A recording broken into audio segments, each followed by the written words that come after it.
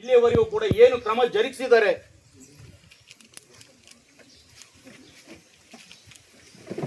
ಅಧಿಕಾರಿ ವರ್ಗದವರು ಅದರ ಬಗ್ಗೆ ಸೂಕ್ತವಾಗಿರ್ತಕ್ಕಂಥ ಕ್ರಮ ಕೈಗೊಳ್ಳಬೇಕಾಯ್ತು ಇಲ್ಲಿಯವರೆಗೆ.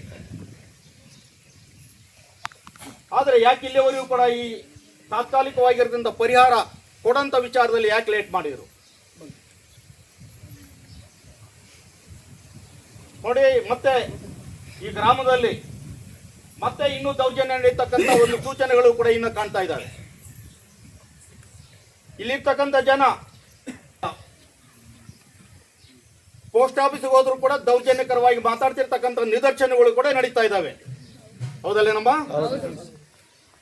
ಒಂದು ನಂತರ ಹಿಟ್ಟಿನ ಗಿರಣಿ ಹೋಗೋದಕ್ಕೆ ಆಗ್ತಾ ಇಲ್ಲ ನಮ್ಮ ಜನ. ಇದ್ರ ಬಗ್ಗೆ ಏನು ಕ್ರಮ ಕೈಗೊಂಡಿದ್ದಾರೆ?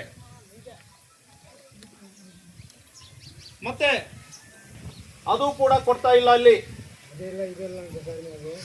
ಅವಿದ್ರು ಕೂಡ ಅದಿಲ್ಲ, ಸಾಮಾನ್ಯ ಇಲ್ಲ ಅಂತಂತೇಳಿ ಹೇಳಿ ಇವರನ್ನ ಹೊರಗಡೆ ಕಳಿಸ್ತಕ್ಕಂಥದ್ದು ಪ್ರತಿದಿನ ನಡೀತಾ ಇದೆ. ಇಷ್ಟೆಲ್ಲ ಆದ್ರೂ ಕೂಡ ಪೊಲೀಸ್ ಇಲಾಖೆಯ ವ್ಯಾನ್ ಮಾತ್ರ ಇಲ್ಲಿ ನೋಡೋದಕ್ಕೋಸ್ಕರಾಗಿ ಬಂದು ಇಲ್ಲಿ ಪ್ರದರ್ಶನಕ್ಕೆ ಇಟ್ಟಿದ್ದಾರೆ ಅಷ್ಟೇನೆ. ಈ ವ್ಯಾನ್ ಅನ್ನ ಪ್ರದರ್ಶನಕ್ಕೆ ಬಂದಿರ್ತಕ್ಕಂಥ ಪೊಲೀಸ್ ಇಲಾಖೆ ವ್ಯಾನ್ ಅಷ್ಟೇನೆ, ಅದು ರಕ್ಷಣೆ ಕೊಡೋಕ್ಕೋಸ್ಕರ ಬಂದಿರ್ತಕ್ಕಂಥ ವ್ಯಾನ್ ಅಲ್ಲ. ಪರಶುರಾಂಪುರದಲ್ಲಿರ್ತಕ್ಕಂಥ PSI ಈ ಜನ ದೌರ್ಜನ್ಯಕ್ಕೆ ಒಳಗಾಗಿ ನೊಂದು ಹಾಸ್ಪಿಟಲ್ ಇದ್ರೆ ಕೇಸನ್ನು ಕೊಡೋದಕ್ಕೆ ನಮ್ಮವ್ರು ಕೆಲವರು ಹೋದ್ರೆ ನೀವು ಅವ್ರ ಮೇಲೆ ಕೇಸ್ ಕೊಡಬೇಡ್ರಿ, ಯಾರ ಮೇಲೆ ರೆಡ್ಡಿ ಅವ್ರ ಮೇಲೆ ಹೆಸರು ಹೇಳಬೇಡ್ರಿ, ನೀವು